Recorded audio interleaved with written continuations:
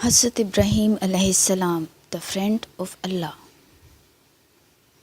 Long, long ago, the Arabs worshipped idols. They also believed that the stars control the fate of men.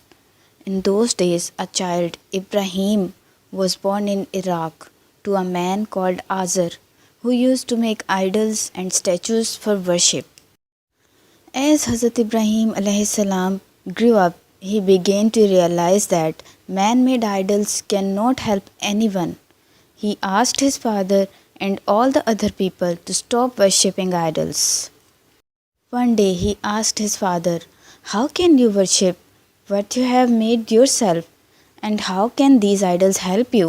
But his father Azar became angry and said, "Ibrahim, I am warning you that I will punish you if you do not stop asking such questions."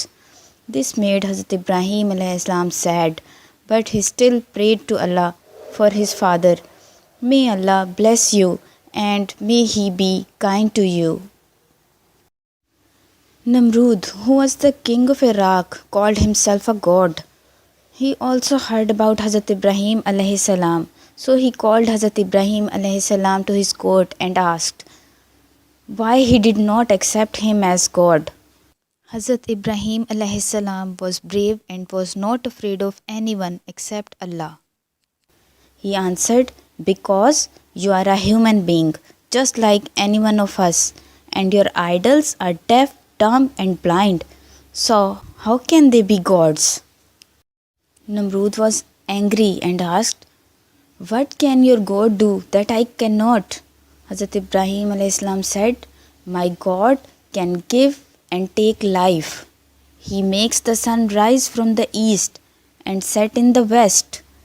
Can you make it rise from the west?" Namrud was speechless. He did not know what to say. But as he was a cruel and proud king, he ordered Hazrat Ibrahim A.S. to be thrown into the huge fire. Hazrat Ibrahim A.S. was not afraid, as he knew that Allah would protect him. Allah loved Hazrat Ibrahim A.S. very much and blessed him with the prayer, "O fire, cool down and bless Ibrahim."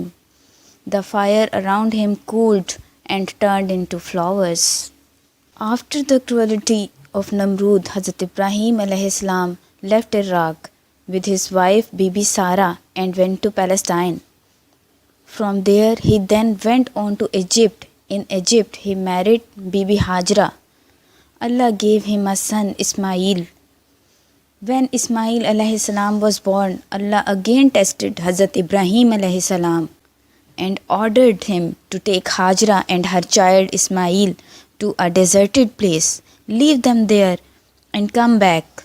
Being a true believer, Hazrat Ibrahim A.S. obeyed Allah. He took Bibi Hajra and Ismail A.S. to a deserted place. On the way, Bibi Hajra asked, "Where are you taking us and why?" Hazrat Ibrahim A.S. did not answer. Bibi Hajra understood and asked, "Is this the will of Allah?" "Yes, it is," replied Hazrat Ibrahim A.S. Bibi Hajra replied back, "Then it does not matter. We will be happy with whatever He has ordered you to do." Hazrat Ibrahim A.S. took them to a place where there was no water and not a tree for miles and left them there. This place was Mecca. It was a great sacrifice, but Ibrahim A.S. did not weaken in his faith of Allah. While he was leaving them, he prayed to Allah in this way, "O Allah, I have settled my offsprings in a barren valley by your holy house, our Lord, that they may perform the prayer. So make the hearts of some of the people to like the place and provide them with fruits. Perhaps they will be thankful."